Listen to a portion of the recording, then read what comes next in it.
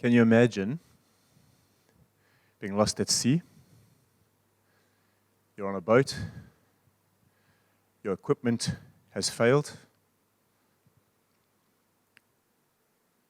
You are being blown along by the elements. You've lost sight of land. Hours turn into days. Days start to blur into each other. The darkness of night turns into a battle of the mind to stay alive. The light of the day turns onto a fight to remain hopeful that you might bump into land somewhere. But day after day you drift. Night after night you fear for your life.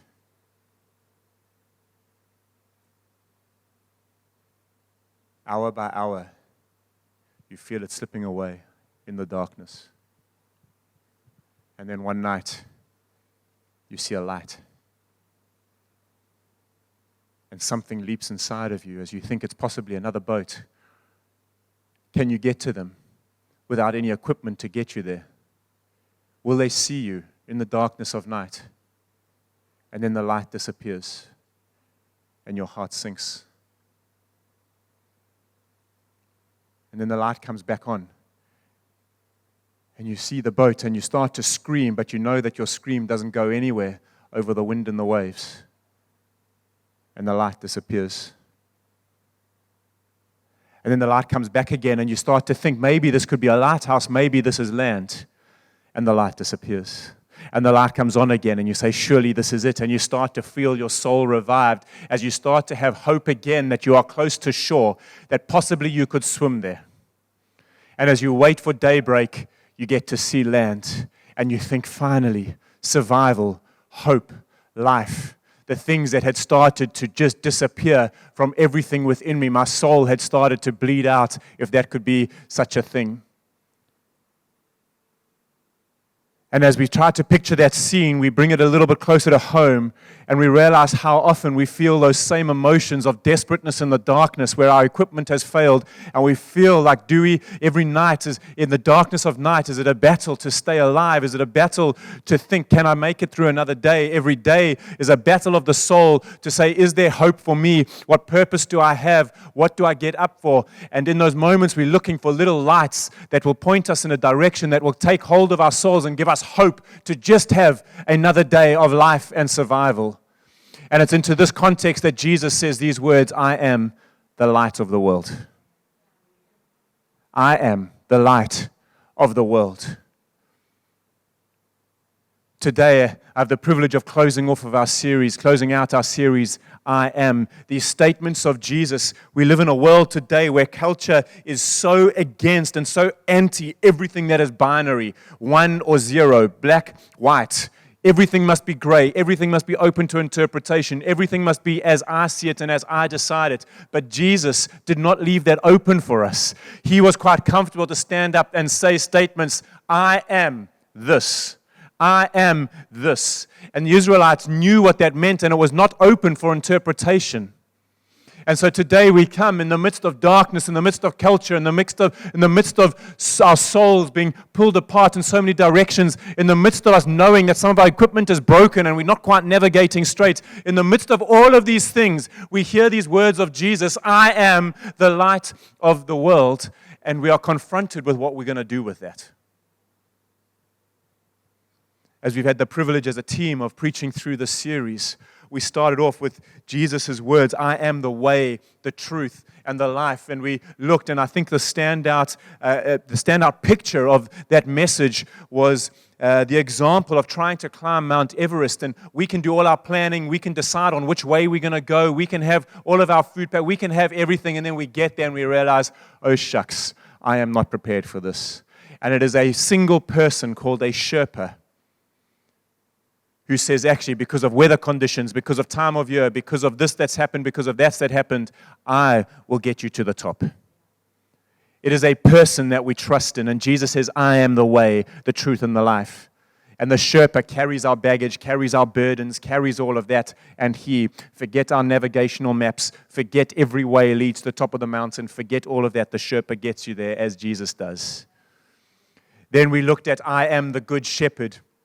And the picture that was for me, I know there were a number of pictures shared in that message, but the one that stood out for me was like the house that we were living in or the building that we work in on fire and ablaze. And there's one room that the fire hasn't yet touched, but there's no escape, there's no exit out of that room. And a fireman comes running through in all of his fire protective gear, and he says, you have to come with me. I've got a fire blanket. You've got to come with me, but we've got to go back through the flames because that's where the exit is. And our response is, no, thank you. I'm going to go into this room where there's no fire, but we get trapped in there because there is no escape. And he says, I am the good shepherd. I'm the one that though we go through the valley of death, you will experience no evil. I lay out a table before you. I'm the good shepherd. I'm going to get you through these times. Will you trust in me? I am the good shepherd.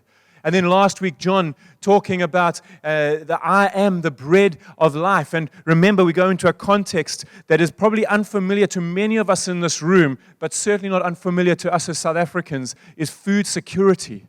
And these people had come, and for 3 days they hadn't eaten with Jesus. And then Jesus feeds them, and he does a miracle with the 5 loaves and the 2 fish. And then into that context, he says, I am the bread of life. I am the security. I am the security you're looking for. You have food and security. I can supply you food, but actually more than that, I can supply you life. And from a position of secured life, we get to live life differently. And John used the example, and so I'm going to highlight it here because every opportunity I get to say that South Africa beat Australia, I'm going to do it. But there was that cricket game, the 4-3-8 game. And for those that don't know cricket or are too, we've got to be old to know this game. It was a world record that Australia scored, 438 runs in 50 overs. That's a lot. That's a lot. It had never been done before. And I remember where I was that day. I was actually playing a social cricket game on the Northwood field. And we all just kind of turned off our comms. We were like, oh, South Africa are done. And then later that day, we get a message, South Africa are still in it. And believe it or not, we win the game. But the stress and the anxiety of, are we going to get it? Now we talk back on that game and we go 438 runs. That's ridiculous. But I live life differently. There's no stress when I watch the game again. I don't watch 100 overs of cricket for fun, But you get the principle. And Jesus comes, I'm the bread of life. You have eternal security. I'm your provision. You get security in me. And because we know that we are secure, because we know that our eternity is secure, we live life differently today. And then Jesus says, I am the light of the world. And we're going to look at that today and why that matters. Why that is more than just a statement that he made. What is behind it? John chapter 8, verse 12 is where we find this statement of Jesus's. And he says this, when Jesus spoke again to the people, he said, I am the light of the world, and whoever follows me will never walk in darkness, but will have the light of life. And so, like always, we want to take something of what Jesus says. We want to take what he said because he said it in a particular context which meant something. And he says it at a time which is called the Feast of Tabernacles. It's one of 3 holy festivals that the Jews, the Israelites, were called to have by God. And so 3 times a year what would happen is all of Israel would come to Jerusalem. So it was a really buzzing time. The whole nation comes together in a city. But there's one week, there's one festival where foreigners are also encouraged to come. And that's the Feast of Tabernacles. And so this is the time that this statement is made by Jesus. So if you can just picture a city, imagine all South Africa comes to Durban for a week. And then included in that, we're encouraged to bring all foreigners because of the blessing of God, into the city of Durban. So that's what's happening. All of South Africa in Durban for 1 week. You can imagine the excitement, the buzz, what's going on in that time. And this is the context. And Jesus, we see, is teaching in the temple courts. And so in John chapter 7, he's busy speaking some things. And the Pharisees are these guys that they were the religious leaders of the day, but they really did not see Jesus as the Messiah. And so they kept trying to discredit him. And so there's this whole discourse going on in John chapter 7. And then I think what they probably did was try to hatch a little plan to try and distract Jesus or catch him out so they could discredit him. And so they find a woman that is caught in adultery. And the first few verses of John chapter 8, we see this. And they bring this woman caught in adultery before Jesus because they knew the law said if someone's caught in adultery, they must die. They must be stoned. But they also assumed that Jesus would not do that because he has shown himself to be so contrary to the laws of God, what they believed. And so Jesus lived up to his reputation, but he does it so cleverly, he does it so wisely, he does it as though from heaven. And he says, actually, whoever is without sin can throw the first stone. And progressively, no one gets to throw a stone. And so what the Pharisees thought would discredit Jesus only improved the intrigue, only increased the intrigue around who this person Jesus was. And then Jesus kind of deals with that, and then it says this. And so then Jesus spoke again to the people. He just carried on teaching. And what happens straight after this is the Pharisees again try to derail him, and they start to question him about a whole lot of stuff. And how can your testimony be valid? You've got to have a witness, etc., etc. They try to derail him, but Jesus just carries on with it because it reveals his glory. And then he goes from there and he opens the eyes of a blind man in John chapter 9. He goes and demonstrates, I am the light of the world, and actually you have been blind for 30 or so years. I'm going to open your eyes to see light. So he demonstrates physically what he has claimed. So John chapter 7, 8, and 9 are incredible chapters in understanding Jesus. But it's into this context that he makes this claim, I am the light of the world. And so it's our responsibility as those that follow Jesus to try and figure out, well, what does he mean by that? Is there some significant meaning? How are our lives enriched in greater way by this? And so we want to ask this question. What was Jesus claiming when he said that I am the light of the world? And I think there are a couple of things that the people of the day that he was speaking to would have automatically understood. Jesus didn't need to explain it to them. And so I'm going to explain it to us because we don't live in 2,000 years ago Israel. And so I'm going to bring us up to speed with what they would have assumed, what they would have understood, and then apply it to what that means for us now. And the first is this, that God had always used light to attract attention for salvation. And so within the Israelite community, light was always regarded and revered as the presence of God and for salvation. And so we read the story of Moses.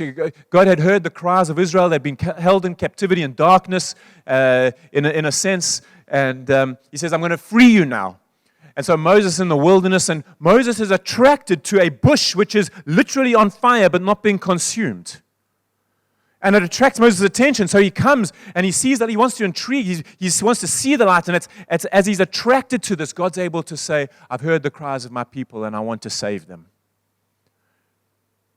And then we see a little bit later that there are some wise guys, some wise men, and they're looking for signs of when this Messiah, when Jesus is going to be born, and there's suddenly a bright star. Let's think about it. I think so often we just say there was the star of Bethlehem, and these guys knew.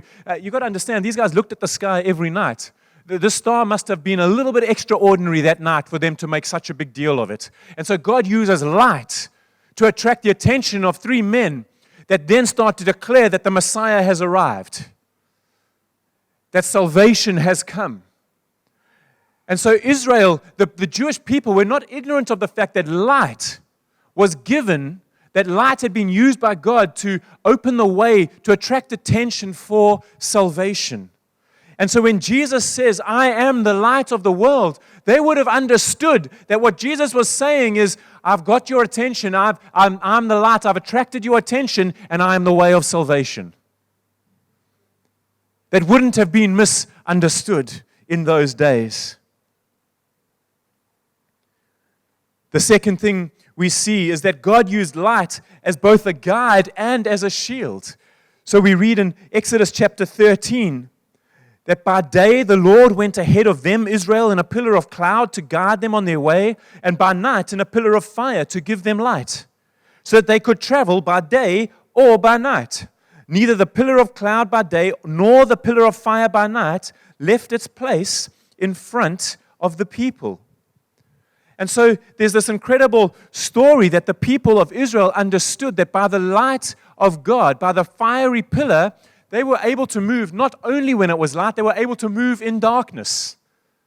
So when they could not see, it was God's light that allowed them to carry on moving. That has significance for us, friends. That has significance for us that in the moments of our deepest darkness, in the moment of our equipment failure, in the moment of our hope starting to diminish, in the moment of our helplessness, in the moment of our darkness, in the moment of us starting to despair for life itself as we tossed backwards and forwards by the waves, fully at the peril, is that the right word? At the peril of the ocean. If we're just fully submitted to that. If that's your story, Jesus says, I am the light of the world. I am that pillar of fire that even in the darkness you are able to take steps forward. By me, you can keep moving. Darkness does not mean that we have to stop. Darkness does not mean that we have to become stuck. Darkness means we need to look for the light. And there is this fiery pillar by night, and it's never moved from in front of the people. Jesus comes into a story that they knew well and says, I am the light of God. I am that one that will never leave from in front of you. I am that one that in the darkness you will know how to walk. Jackson and I had the privilege during our sabbatical to go to a place in South Africa called the Kango Caves with our children. And they're a set of caves down in the Western Cape. And they are quite remarkable. But as we were in them, we walked into one kind of cave. One chamber. Thank you so much, Nix. And the guard turned off the lights. And immediately you went from wow and splendor to, okay, this is a problem. It is pitch black. I cannot see my hand in front of my face. And I thought there would be light all the way through. I did not really pay attention to where the way out was. And now I'm stuck, and I'm grateful that the guard didn't leave us for an uncomfortable amount of time, but I can imagine that amongst the group of us, there would have been some, possibly myself, that if we had been left there for 2 minutes, 3 minutes, 5 minutes in the dark, hearts would have started to beat a little faster. Minds would have started to say, I'm starting to feel claustrophobic. The dark is starting to suffocate me and press in on me. I don't know my way out. Can someone turn the lights on, please?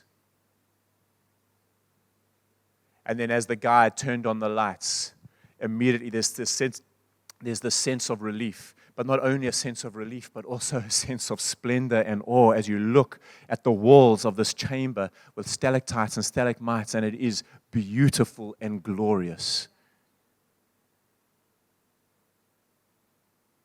And so God had always used light to lead his people in the darkness. And as we take the Kango Cave story just as an example, we understand that even in our darkness, when we start to feel suffocated, when we start to feel the dark night of our soul, when we start to feel all of that, when we find the light of Jesus Christ, who has promised, not only does it start to alleviate and bring relief, alleviate pressure and bring relief, it also enables us to start to see the beauty of what's around us. You see, unfortunately, we live in a country where just governmentally we're not flourishing. But what's happened is we've lost the light of Christ, and we're starting to look at these false lights and these false saviors. We think that the government have a responsibility to do certain things or to be certain things to us. And so as we start to look around economically, as we start to look around by the politicians, we start to see darkness closing in on us, and we start to feel the pressure in the dark night of our soul because we're looking to the wrong lights. We're looking to the wrong savior.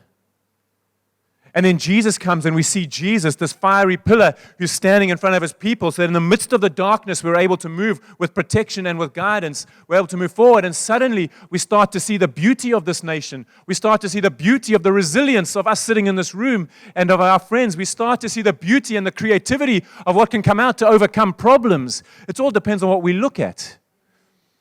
Are we looking at the darkness, or are we looking at the light, the true light? We can be suffocated by the darkness all around us.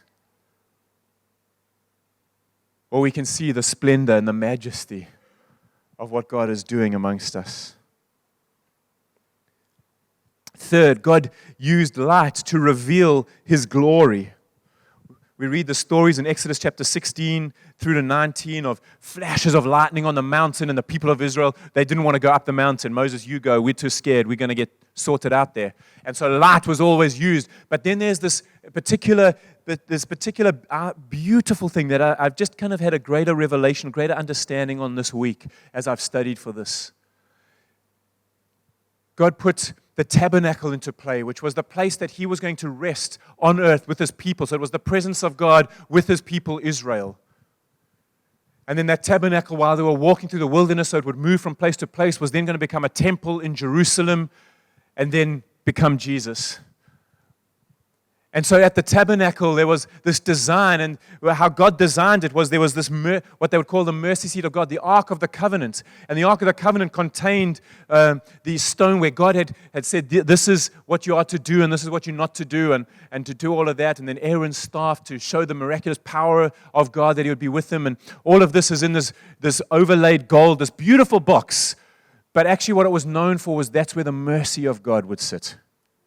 And so the people of God would always be able to come to the mercy seat of God. And through the blood of lambs and goats and bulls, not goats, the lambs and bulls, we'd be able to always find the forgiveness of our sin. And so the mercy seat of God was there. And then just before the mercy seat of God was the bread of the presence of God. God had said, and so bread was always to be there. And as John preached last week on the I am the bread of life, it was to symbolize that actually God is always present with us. You will always be sustained.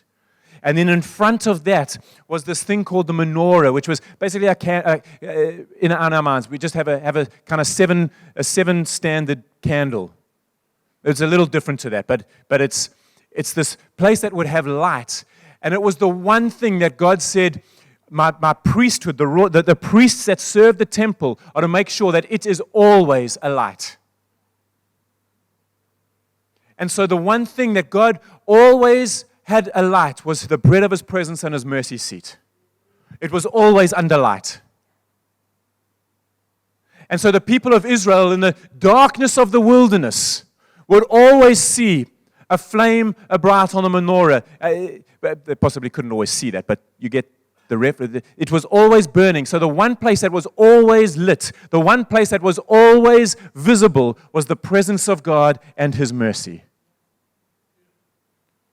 Now we fast forward it to Jesus in the temple. He's teaching from the temple courts at the Feast of Tabernacles. And so what the Israelite people used to do was this, that every year when they had the Feast of Tabernacles, they would light a menorah. They would light in their own home as a memory of what God has done and as a prophetic declaration for a Messiah that is still coming. And so at the Feast of Tabernacles, every house has a menorah burning, has a candlestick burning in front of the bread of the presence and in front of the mercy seat of God. And I can picture Jesus in the temple courts, these people similar to this situation, all listening to Him teaching, and over His shoulder, whether visible or just known as to where it was the menorah literally burning in the temple, so that they knew that the bread of the presence and the mercy seat of God was under light. And so as the people were looking probably towards the most holy place, probably looking towards, whether, as I said, whether they could see the menorah or not, they knew it was there. And Jesus says, I am that light.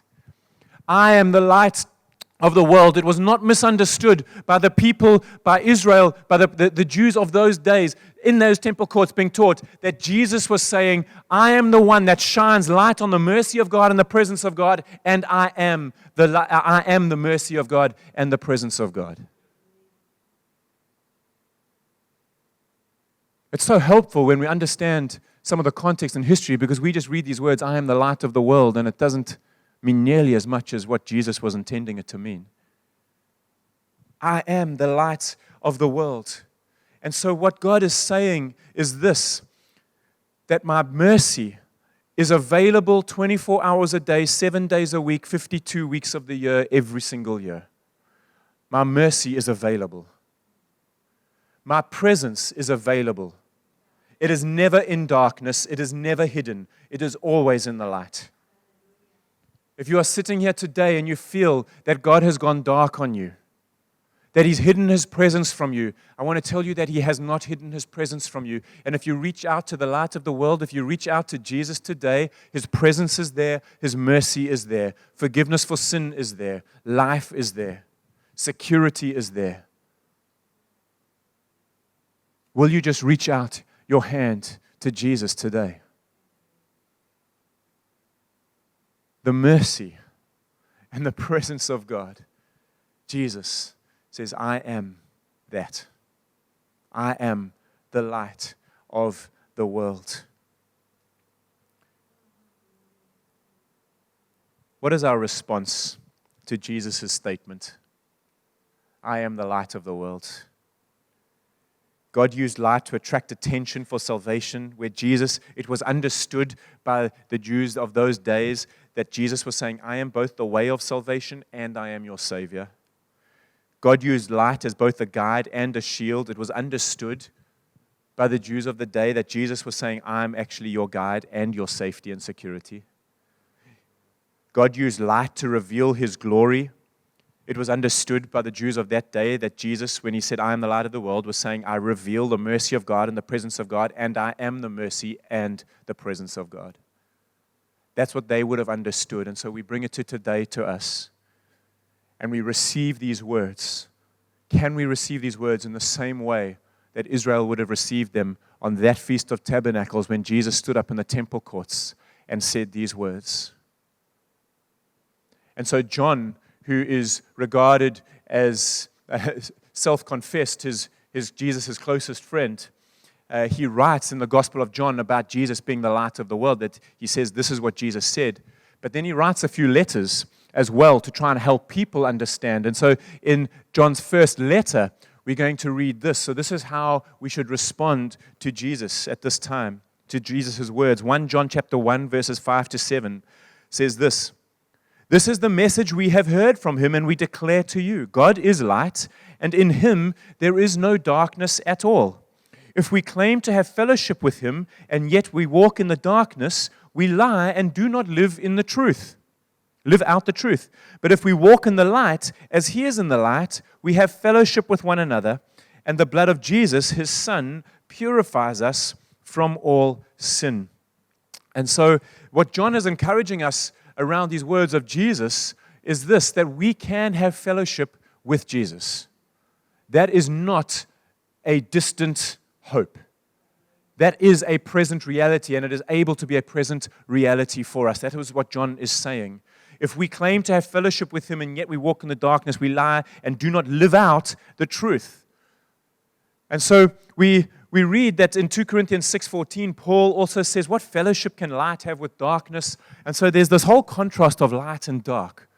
And what John is encouraging us is, if we say that we follow Jesus, let us live our lives in the light, and we can have fellowship with Jesus. As the mercy of God was always under light, as the presence of God was always under light, that's where we have fellowship with Him, under light. And so if we say we're following Him, but we're keeping parts of us hidden, it says there is no fellowship. This is where part of the teaching, which I found so helpful last week of John, where he just says, Jesus was quite comfortable to live in the binary, 1 and 0. You can have presence in the light, or fellowship in the light, or you can have fellowship in the dark. You just can't mix the two. And so are you having fellowship in the dark, or are you having fellowship in the light?